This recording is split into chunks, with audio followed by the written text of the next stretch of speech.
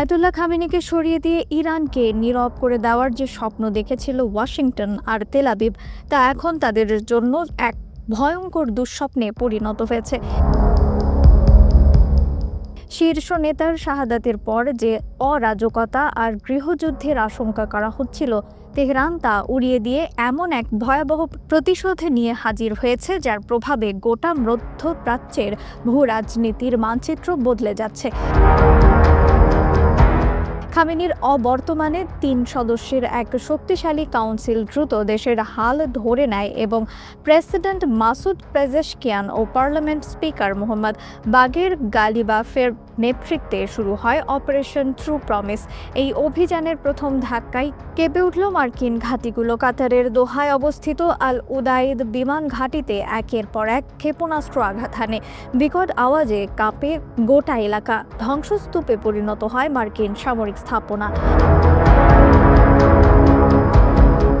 এরপরই দুবাইয়ের মার্কিন কনসালটেট এবং সৌদি আরবের রাজধানী রিয়াদে ইরানের ড্রোন ও মিসাইল হামলা শুরু হয়ে যায়।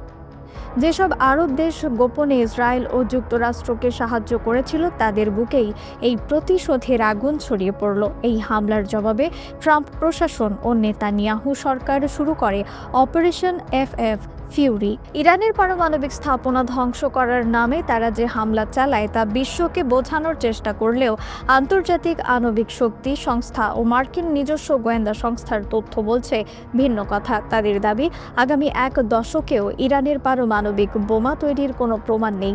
এই মিথ্যাচার ধরা পড়তেই পেন্টাগন ও হোয়াইট হাউসে তোলপাড় শুরু হয়ে যায়। যুদ্ধের 5ম দিনে এসে ইরানের পাল্টা আঘাত আরও ভয়ঙ্কর রূপ নেয়। তাদের হাতে থাকে অসংখ্য তেজস্ক্রিয় ক্ষেপণাস্ত্র আর ড্রোন ইসরায়েলের আকাশে মৃত্যুর বৃষ্টি বর্ষণ করছে।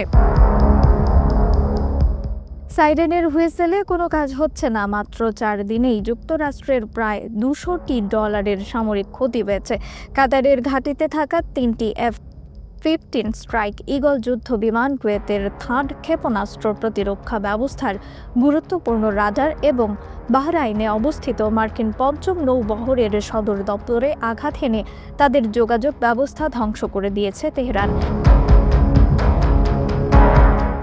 এই পরিস্থিতিতে একদিকে যেখানে বিশ্বাসঘাতকতার স্বাদ পেয়েছে তেহরান, অন্যদিকে তারা নতুন এক মিত্রের সন্ধানে নজর দিয়েছে ঢাকার দিকে। গত 4 মার্চ ঢাকার এক সংবাদ সম্মেলনে ইরানের রাষ্ট্রদূত জলিল রাহিমি জাহানাবাদী বাংলাদেশের কাছে কোনো সামরিক বা আর্থিক সাহায্য চাননি। তিনি শুধু চেয়েছেন নৈতিক সমর্থন। তার বক্তব্য ছিল স্পষ্ট, ইরান একা এই যুদ্ধ চালিয়ে যাওয়ার সামর্থ্য রাখে, তবে একটি স্বাধীন মুসলিম দেশের পাশে থাকা তাদের জন্য অনুপ্রেরণার উৎস হবে। মধ্যপ্রাচ্যের নয়া সমীকরণে ইরান বুঝিয়ে দিয়েছে তারা কাউকে ভয় পায় না। যেসব দেশ ঘরের শত্রুর মতো বিশ্বাসঘাতকতা করেছে, তাদের জন্য অপেক্ষা করছে কঠোর শাস্তি। যুদ্ধ যতই দীর্ঘায়িত হোক না কেন, তেহরানের অস্ত্র ভাণ্ডার ফুরিয়ে যাচ্ছে না, বরং ওয়াশিংটন ও তেল আবিবে হিসাবের খাতায় ক্ষতির পরিমাণ বাড়ছে।